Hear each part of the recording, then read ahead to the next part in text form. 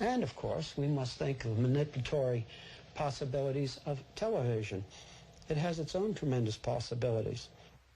Violence broke out again last night as some young people were prevented from meeting peaceably in the downtown area by noticeably nervous, if not to say trigger-happy police.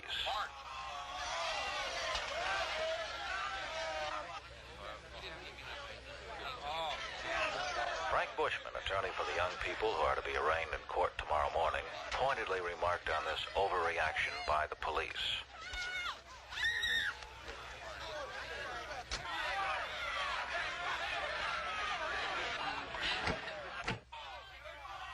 I hereby declare this an unlawful assembly.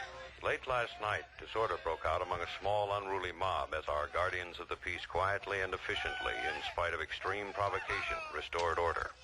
I command you to disperse, and if you do not, you shall be arrested for refusal to disperse. You have 2 minutes to disperse.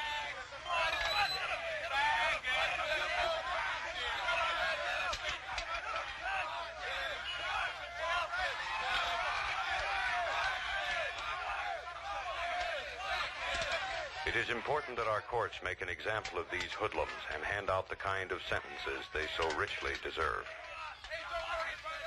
We staged this scene. We filmed it to show that television can tell any story that it wants to tell.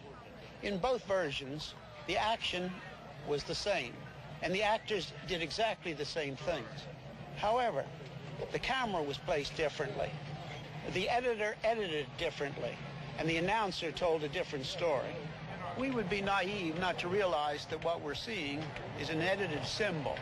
But the nature of TV is such, we see it with our own eyes, that we naturally look at it as though it were objective truth. For many, what they see on television is more true than what they see with their eyes in the external world. All right, front. Let me stress, it is always unfair to say the media does this or the press does that. There are always individuals or individual publications, for example, that are not included in the generalization. But the mass media can be used by an authoritarian manipulating government or an elite. The elite gives the arbitrary absolutes, and then not only TV, but all the mass media can be used for manipulation. And a plot or conspiracy are not needed.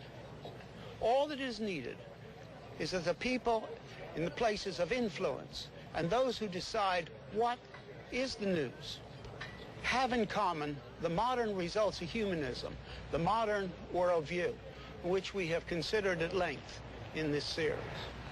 When the perspective, the worldview of the elite coincides with some of the influential news carriers, it does not have to be all, then either consciously or unconsciously, the media becomes an instrument for manipulation.